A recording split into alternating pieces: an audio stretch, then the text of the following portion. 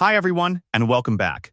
In this video, I'll show you how to listen to Spotify songs offline on your iPhone or Android device. Let's get started. Before we begin, make sure you have a Spotify Premium subscription, because offline downloads are only available for premium users. First, open Spotify and find the song you want to listen to offline. Tap the plus icon to add it to your liked songs. Next, tap the three dots in the top corner and select Add to Playlist. You can choose an existing playlist or create a new one. If you want to create a new playlist, tap New Playlist, enter a name such as My Songs, and then save it. Once the song has been added to your playlist, open that playlist and tap the download button. Spotify will start downloading the song to your device.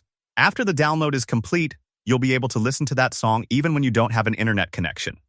Just open Spotify and play your downloaded music anytime, anywhere, and that's how you can listen to Spotify songs offline on iPhone or Android. If this video helped you, please give it a thumbs up, subscribe to the channel, and turn on notifications so you don't miss any future tutorials. Thanks for watching.